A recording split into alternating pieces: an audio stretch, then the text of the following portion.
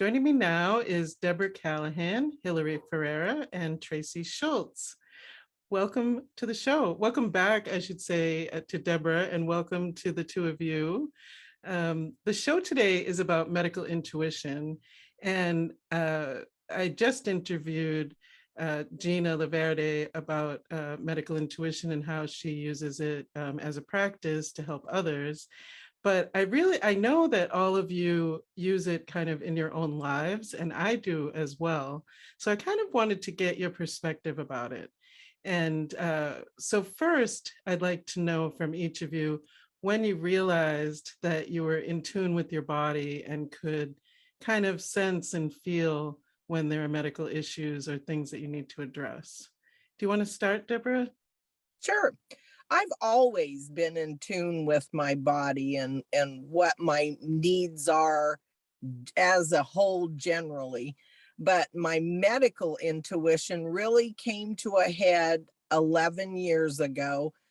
Actually, 12 years ago, I have multiple sclerosis and I was taking shots, which are the typical course of treatment for MS.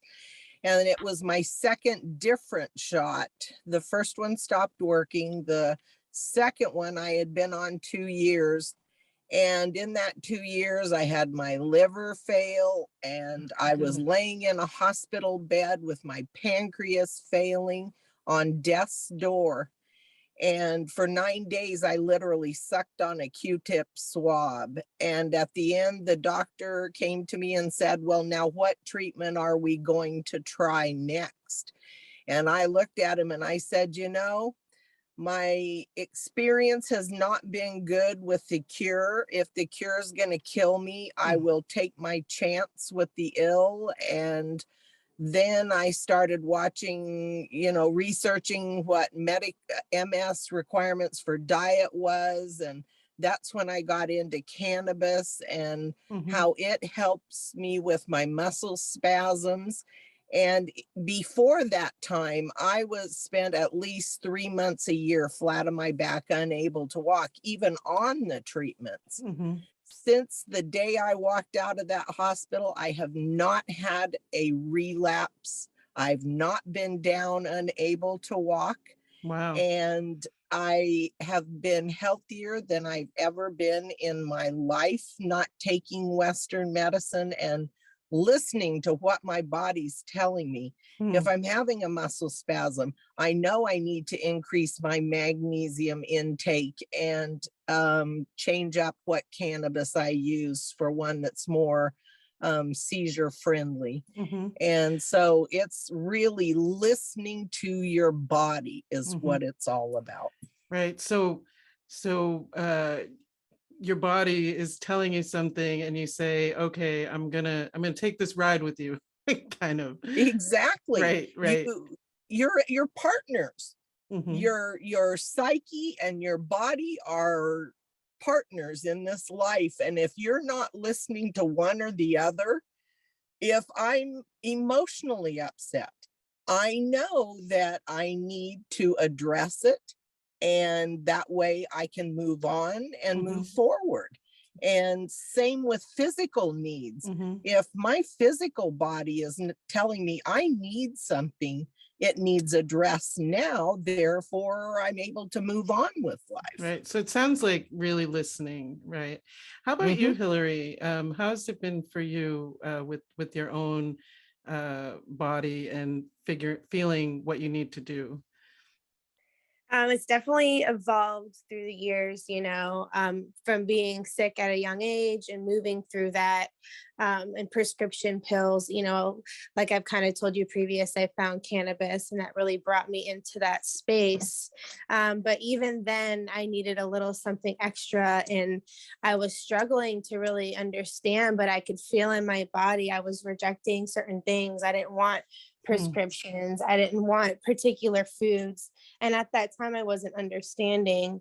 And one day I found myself at a spa where they're holistic. And I met some individuals that, told me, they're like, everything has to go back to the gut stomach.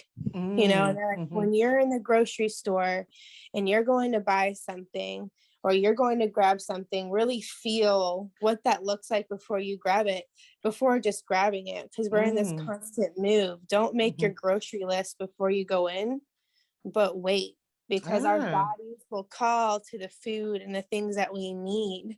And so I started doing that. And the more I started listening to my body, the more I started realizing, kind of like what the woman just said before, with my muscle spasm, knowing I have to have more magnesium, or learning about different herbs and what I can do to help specific things in my body, or acknowledge maybe I'm putting too many metals in my body, or maybe, you know, it's the food that I'm ingesting. So it just typically depends on where I'm listening, but it can be from my mental health to my gut stomach, to even walking into a room with other individuals, you know.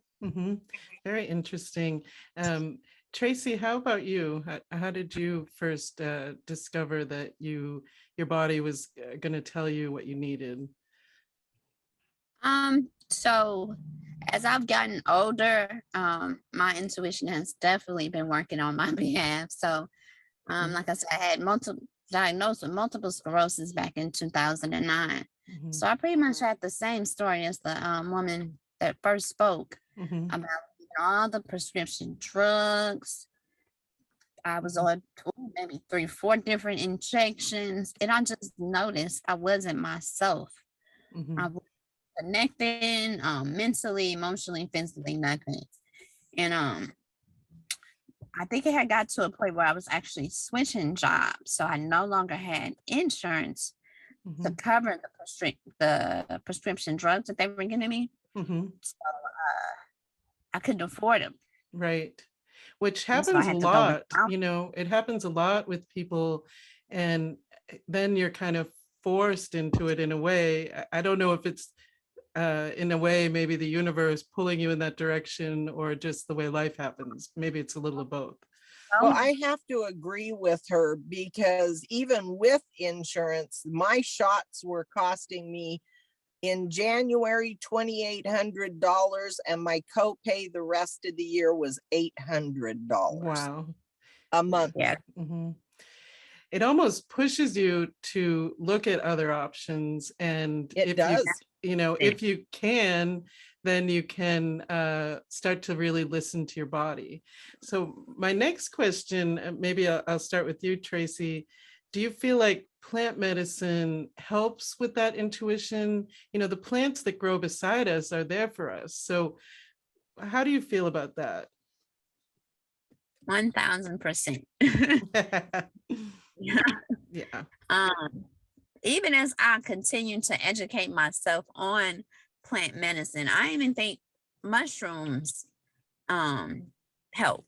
I haven't tried them personally, but you know, things that we've been told to reject and that are so bad for us, those tend to have to be the ones that actually help us on our journey. And now you have to sit back and realize why we've been told that they were bad for us. It's, you know. And frequently the body is telling you something different. So Hillary, you were talking about how if you don't make a list before you go into a store, your body guides you to what you need. Has that been your experience with plant medicine as well, with cannabis and perhaps other plants?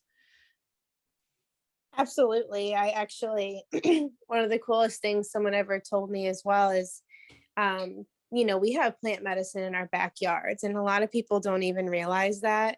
And she looked at me and she said, if you just take a second and you go in your yard and you look around, I bet you'll find plant medicine that calls specifically to your body and what you need.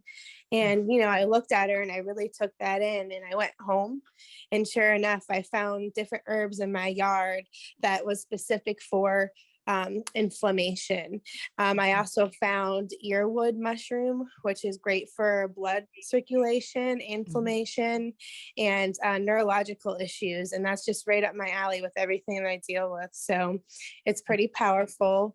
I'm still a baby in the realm of all these herbs, because it's truly a plant kingdom. It's crazy, but I'm trying to learn every day, and I read, and it's just, absolutely mind blowing. There really is anything someone could think of, it's there. Mhm. It's just a matter of looking and calling for it.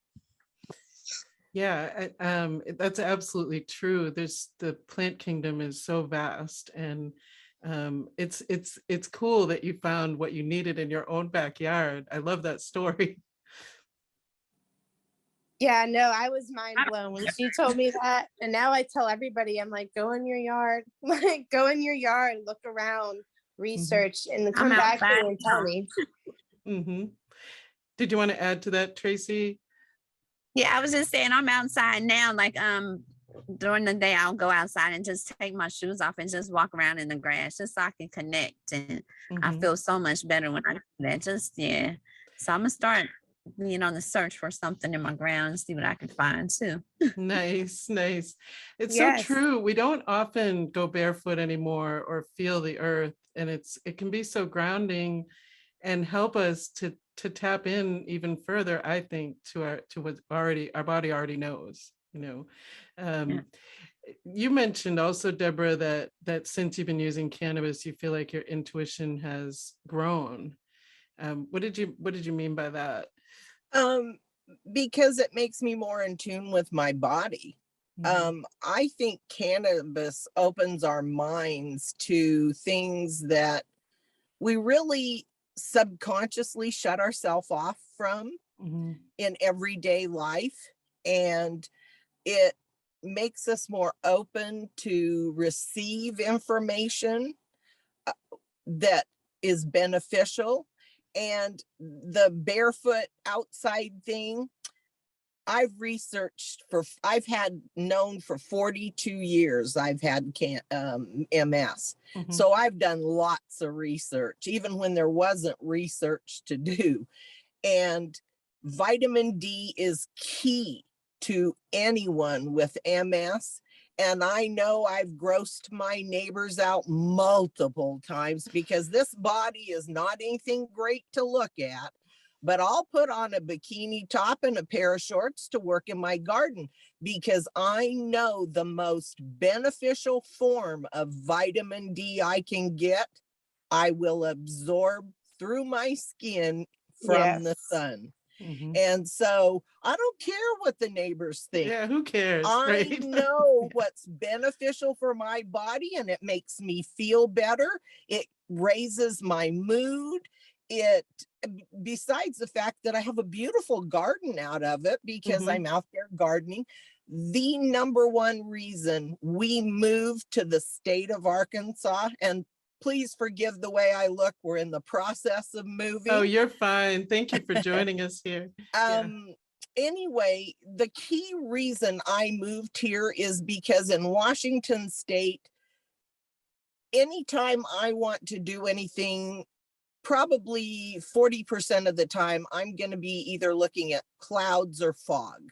And Right. Mhm. vitamin D. I love sunshine. The last week has been like being in heaven for me Mhm. here.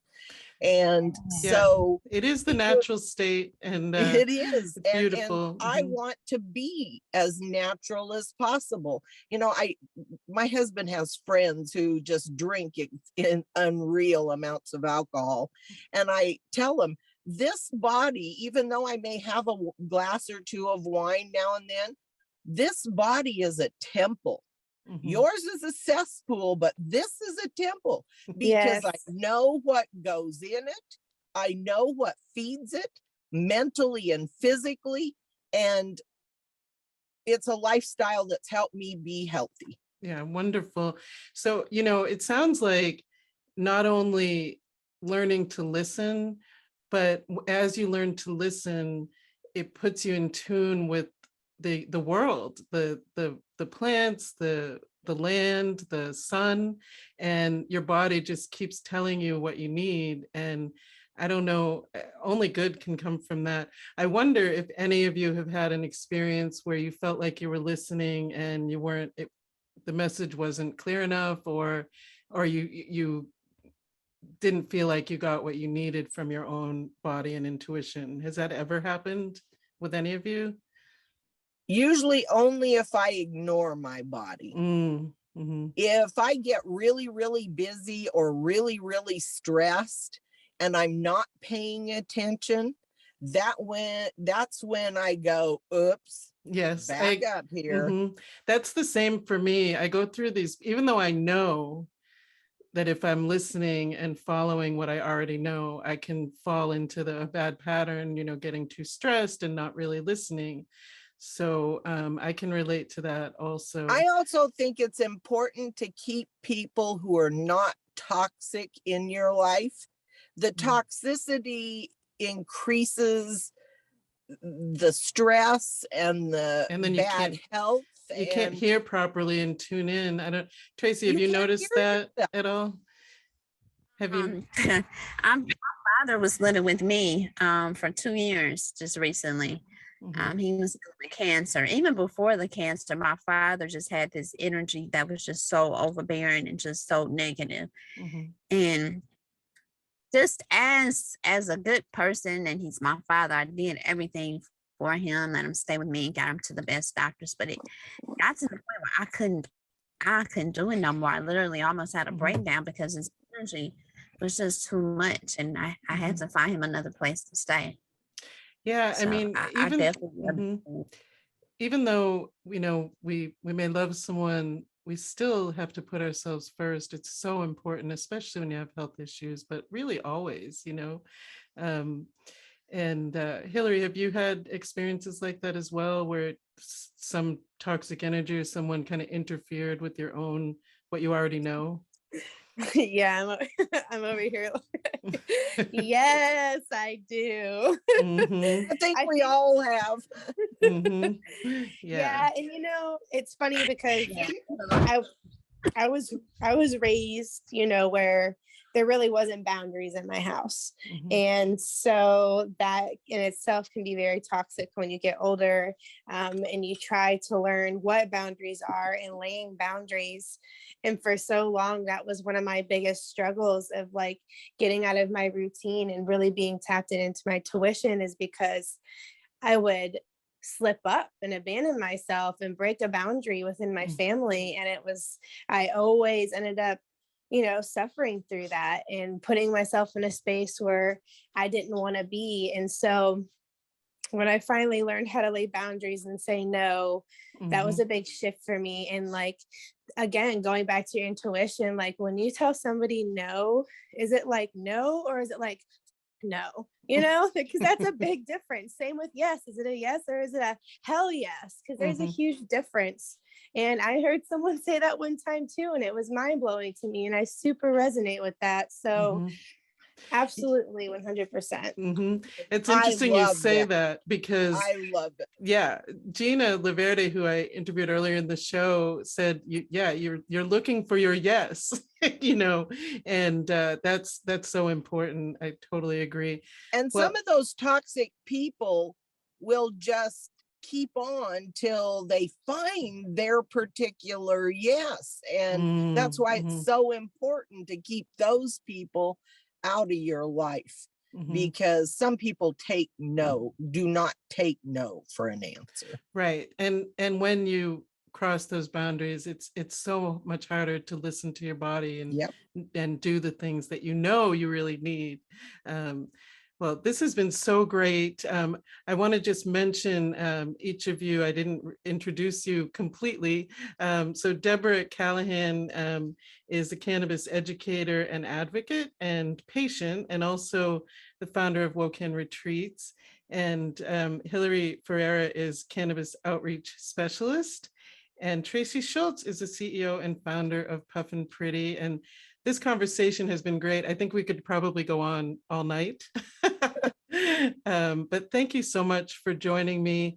If people want to get in touch with you, if you could each kind of just give either a website or email, whatever you'd like to give. Well, my email is my name, Debra Callahan 1@gmail.com right now.